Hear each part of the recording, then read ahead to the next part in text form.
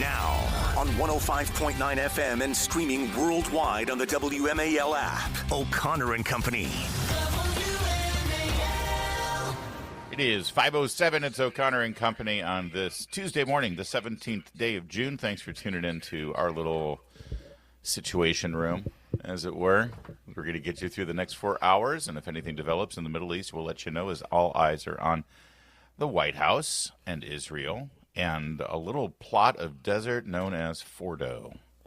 We'll get into those details coming up as the morning develops. Also at 6:35, Michael Rubin, American Enterprise Institute. Something going on with Iran. You put the bat signal up, Michael Rubin shows up.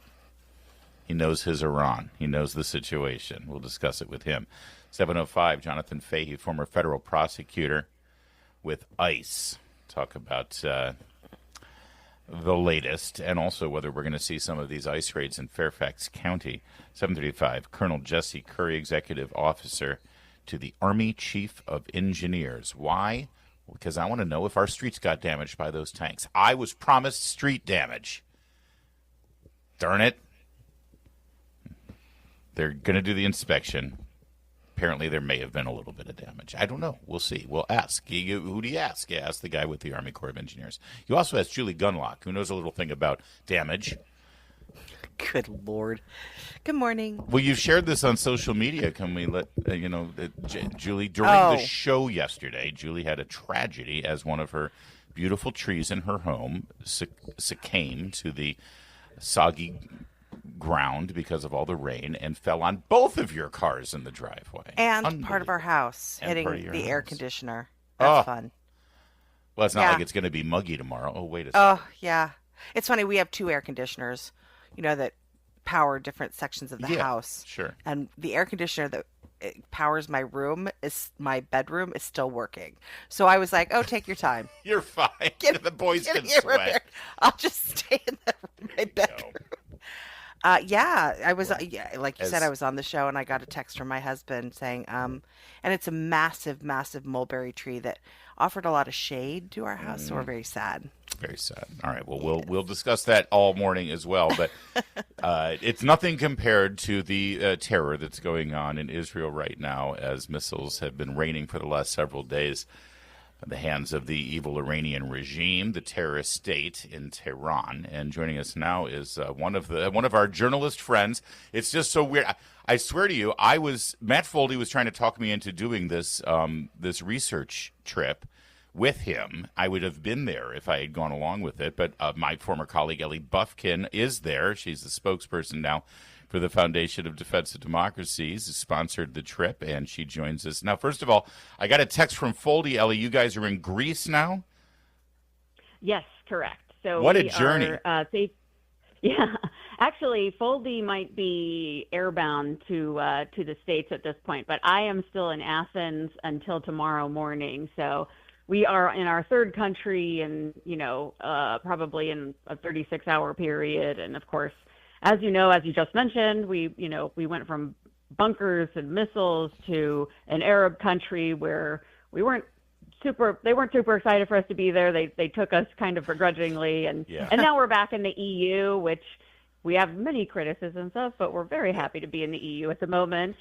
Well, this was one of those trips that have been ongoing since October 7th, trying to bring American and other Western journalists and thought leaders to Israel and to get basically an education about what really happened there, because there still, sadly, is so much misinformation and almost a downplaying of the horror of October 7th. And so were you able to do any of that or any portion of that, or has basically this whole thing been time spent in the bomb shelters? I'm going to be really honest with you. As derailed as our wonderful trip that was so meticulously planned by some dedicated people from our organization and elsewhere has been, we still were able to, one, be completely safe at all times, and two, we did actually have some programming. We had some wonderful on-the-ground people in Israel, both American and Israeli, who were able to come to our hotel and provide some expert analysis on the situation, talk about journalism in Israel, how things are covered. And I just can't express enough how moved I've been by everybody's dedication to that. So it wasn't a lost cause, and we're all bonded for life now from this experience. So I'm very grateful. Yeah, I bet that you guys will always have this in common together. Yeah. Yeah, Ellie, this is just incredible, and I actually really did enjoy Matt Foldy's. He started his commentary through the night, saying, "Oh, I'm back at the bunker. I got an hour of sleep on a couch." But still, so scary. What's the mood of the people that you said came to brief you all and give you information on the situation?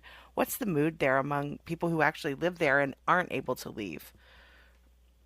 Well, I love that question, and I'm going to tell you why. Israel is just unbelievably strong, and their attitude about all of this is so remarkable and inspiring. This is something they live through every day.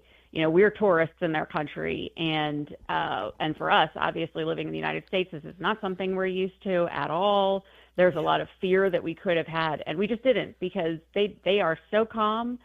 It reminds me so much of sort of that stiff upper lip mentality that was so, famous of England during the Blitz, 80 plus years ago. And I was just in awe of the state of Israel, of the people there. It was just really something to behold, and it made us feel safe. We had really a good time, and I'm sitting here reflecting. I'm in a nice hotel room.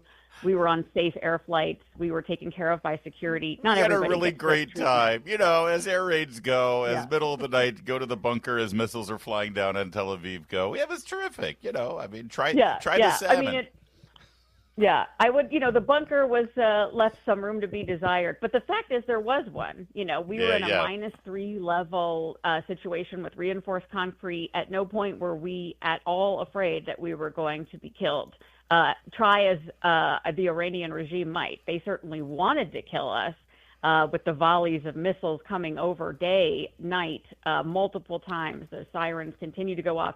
What we were mostly tortured by was the sleep deprivation, as my esteemed colleague Matthew Foldy so aptly pointed out. We were awoken every time we would get into REM sleep, 2 hours, there go the sirens again, and it would just...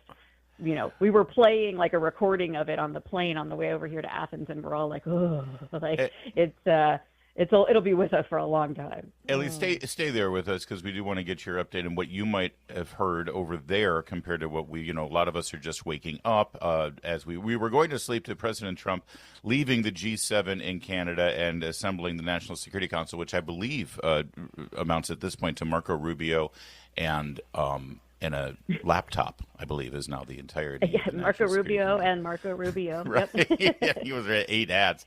But as we're waking up, we're trying to put the pieces together and figure out exactly what's happening, and especially whether there's going to be a strike on Fordo. You might have heard different information there since you've been up earlier than us, so stay with us if you don't mind.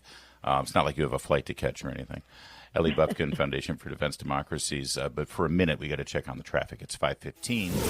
WMAL, making sense of the news. Ellie Bufkin is in Greece by way of Jordan, by way of Tel Aviv, where she spent the last week sheltering in place. We used to work together in an office that resembled a bunker too, Ellie, so this is probably you're used to this sort of thing. I think of that office in Roslyn every now and then, actually. Yeah, actually, way too much glass. The last time I saw it, yeah, that's true. And the last time I saw it, it had been closed down for COVID, so it was at a very bunkerish at that time. No, it's hopping now. Ellie, I'm sure I suspect, since you're sort of on top of things in the media, you've been able to sort of see the fascinating split within MAGA media, I guess is one way to call it, here over the last couple of days. Your organization has sort of been dragged into this as well. Mark Dubowitz specifically called out by Tucker Carlson yesterday on the Steve Bannon War Room show, which just the combination of those two on the podcast together makes my old Andrew Breitbart mind explode a little bit, but we'll set that aside right now. And, of course, Mark Levin is incredibly outspoken on this. And I think a lot of listeners may be sort of scratching their head wondering what's happening here. Yeah. Which way do we go? What does America First really mean? So on behalf of your you are the spokesperson for your organization, and that also means your CEO, Mark Dubowitz. What is your sort of analysis on the various voices within what some are calling the MAGA isolationist crowd, represented by, this comedian Dave Smith and by Tucker Carlson and now Marjorie Taylor Greene, and then more sort of the traditional conservative Republican and some would say Trump position, where Trump has been unequivocal about we cannot let Iran get a nuclear weapon. If that means blowing up this bunker, then that's what it means. I think that's such a great question. And yes, absolutely.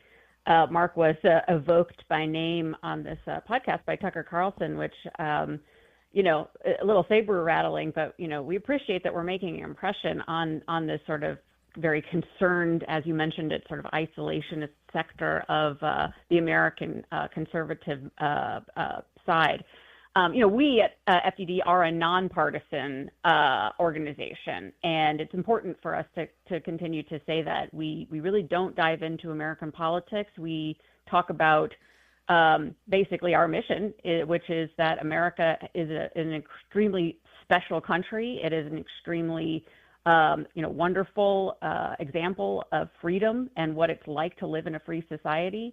And with that, we have an incredible responsibility to uphold democracies across the world. These are our allies. And I think that question of America first is really an important one, because a lot of times that gets used as this sort of America only.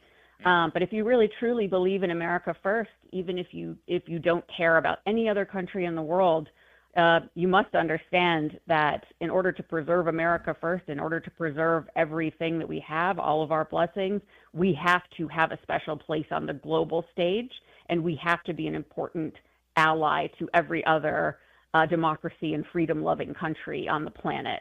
And that includes, obviously, and especially to mention today, Israel, which is our only democratic ally in the Middle East, a region that is full of weapons and people behind them who wish us harm and do not agree with our value system and chant very disturbing things like death to America every day.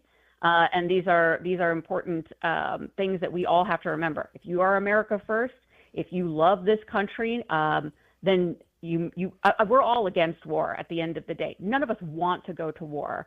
What we want is for us to be safe when we wake up in the morning and to understand that everywhere across the globe, America is being defended. We can't just defend our own borders, but that's obviously a huge important part of it. But we have to be on the defensive everywhere we go. And I think that's really, what Mark's point was.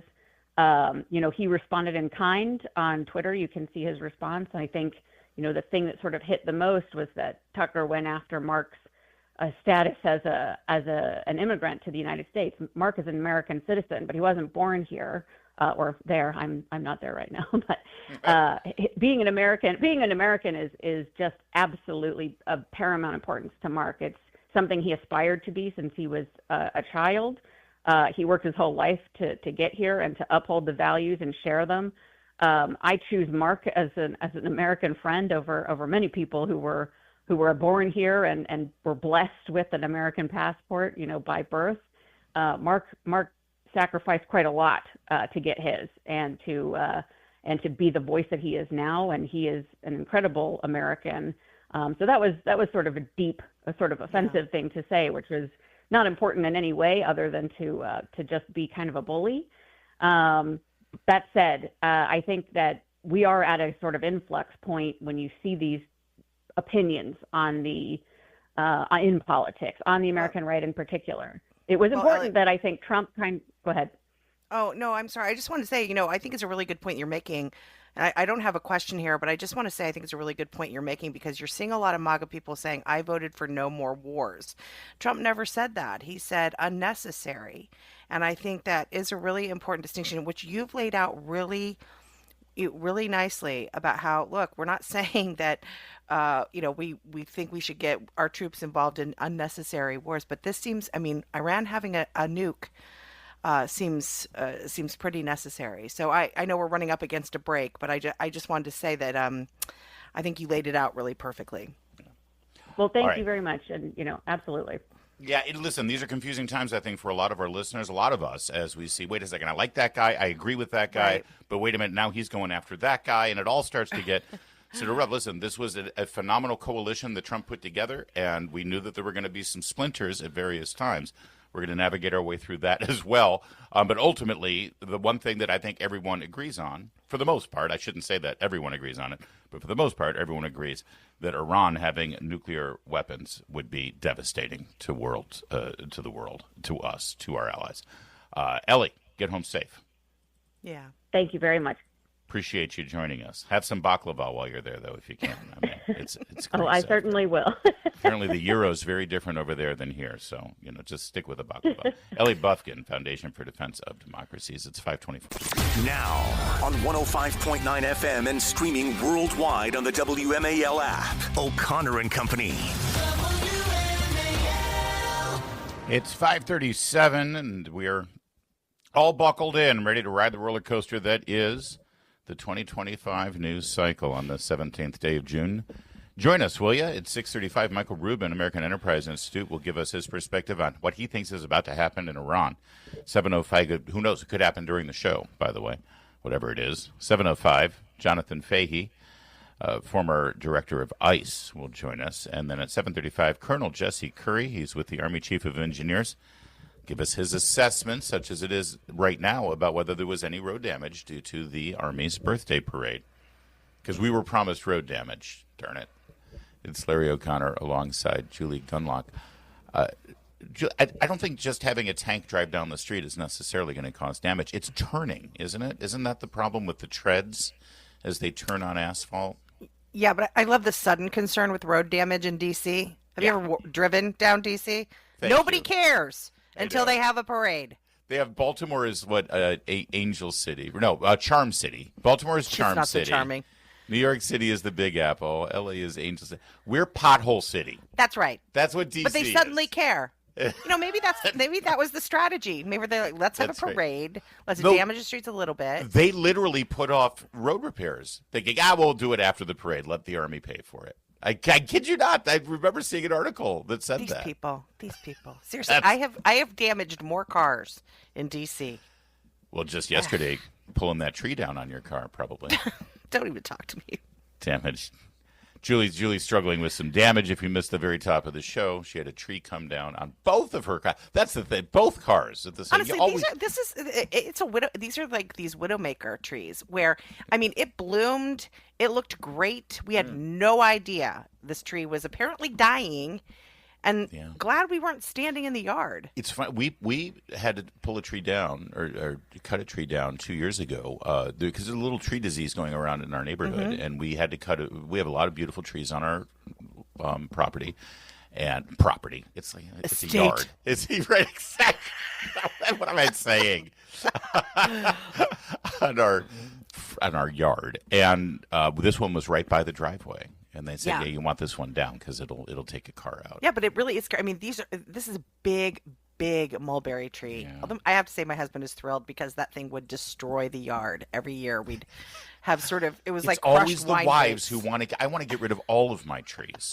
Trees, honestly, the shade is lovely. The shade really, I won't be on my deck for years now because it was a perfect shade tree, whatever. Anyway. Yesterday, Kash Patel announced, and it was published. Important issues. Published at justthenews.com, John Solomon's fantastic journalistic concern, that there was a apparent Chinese plot to rig the 2020 presidential election. Christopher Wray at the FBI had this initial report before the election.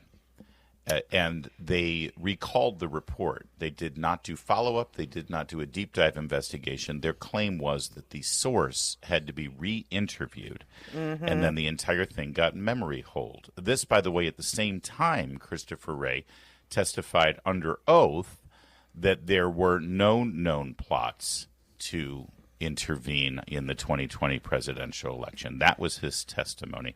No known plots of foreign interference before the 2020 election. So one presumes, or one can leap to the obvious conclusion, that this report had been delivered and then it was recalled so he could make that testimony. The plot apparently involved the Communist Party in Beijing producing thousands of fake U.S. driver's license that could then be employed by Chinese nationals who were living in this country to register and to vote with fake mail-in ballots, all to benefit Joe Biden, by the way, before the 2020 presidential election. Again, the report was recalled by the FBI, which means that it's sort of like, okay, we're going to pretend this isn't there. And again, the idea was that the informant, who is described here as a relatively new informant at the time for the FBI, to be re-interviewed. This is in summer of 2020. By the way, one other sort of parallel factor while this story was unfolding and while the FBI recalled this and said, now we need more information, Customs and Border Protection intercepted 20,000 fake U.S. driver's license around the same time this intelligence report came in. Now, we don't know much more about that Customs and Border Protection interception. We don't know if the source was China or what it was, but that certainly appears to be corroboration of the initial report that the FBI had. This thing was memory hold. It never came up again. Chuck Grassley, apparently, the chairman of the Judiciary Committee in the Senate, had wind of this, whether through a leaker or informant or a whistleblower, directed Kash Patel to find this. Kash Patel discovered the paperwork and the paper trail on this report. They've delivered it to the Senate, and now the investigation will begin. Just really quickly, it's also important to say it was within the Trump's administration where these assurances were given to the American public. In fact, Chad Wolf, the acting director or acting secretary of Department of Homeland Security at the time, he's no longer with the administration, and a name you might remember, Chris Krebs, who is the head of CISA, which is within DHS, they both went out right after the election, said, nope, this is the most secure election in history.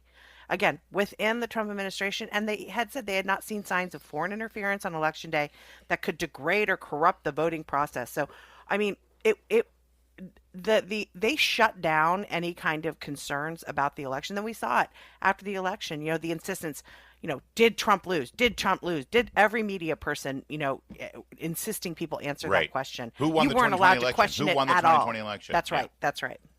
And if you didn't answer that question properly, you weren't invited on Jake Tapper's show. Because it was the big lie. I don't know, maybe Jake is aware of a bigger lie that has occurred over the last several years than that. As one keen observer pointed out, we already know China interfered with the 2020 election. It was called COVID. Yeah. And I would agree with that wholeheartedly. This needs to be investigated. And also, I mean, what more do we need to know about Christopher Wray's testimony before Congress? Between this incident and, of course, him insisting that there was, that Richmond memo about traditional Latin Mass Catholics, that was isolated, very small, one outlier tiny thing. And now we know that thousands of FBI offices received and participated in that memo. Christopher Wray needs to be called up once again and perhaps needs to be read his rights. It's 5:44. WMAL, more than just politics, because laughter is the best medicine. Download the WMAL app to stream us for free. We just had the No Kings marches in America, right? No kings, Julie, no kings. No kings.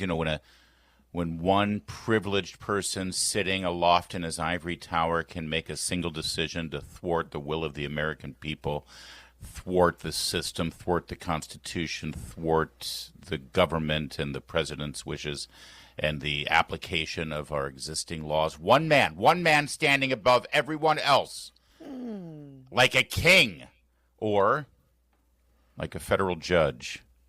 We've got another one. Wonder if he wears a crown.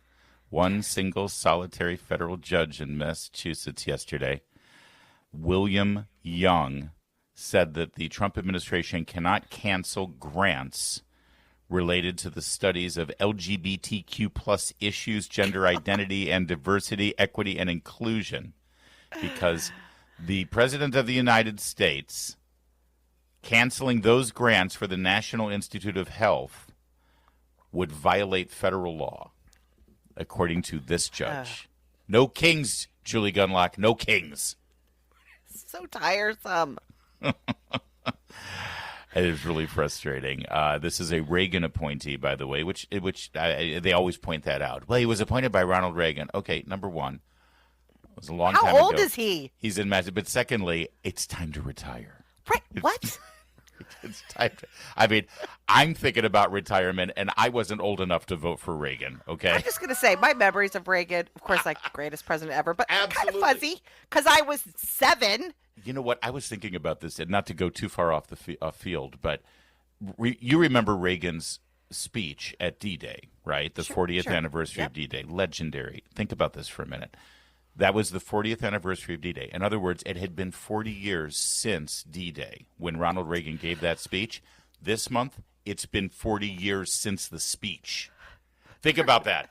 The same distance from the Reagan speech at D-Day. At the time, it was the distance since World War II. No, I know. They do these things sometimes online where they're like, did you know Wilfred Brimley was 50 years old when he was in Cocoon? And you're like, what? Shut up. Shut up. Or they have this one where they show a kid, a really young kid, showing his ID, saying he's 21. And then it's like, I was born in 2000. And you're like, what? Oh, yes. One of the people on the panel last night for Chris Plant's show on Newsmax, the Right Squad, we were talking about the 10-year anniversary of Trump going down the escalator. And this is the White House correspondent for the Daily Signal. And we're talking, and I said, well, where were you then? And she goes, Third grade. 8th grade. 8th grade. Anyway, she will never be invited back. We've got a little far afield. No, Elizabeth's wonderful. She's fabulous. Yes, U.S. District Judge William Young has said that these grants that the Trump administration canceled at NIH were violated federal law for them to cancel that. So the director of communications for the Department of Health and Human Services said that the agency stands by its decision to end funding for research that prioritized ideological agendas over scientific rigor and meaningful outcomes for the American people. This, of course, will be appealed. It will go up, and well, you know, it's one judge making these decisions for an entire agency. Enjoy your No Kings marches. It's 5:53.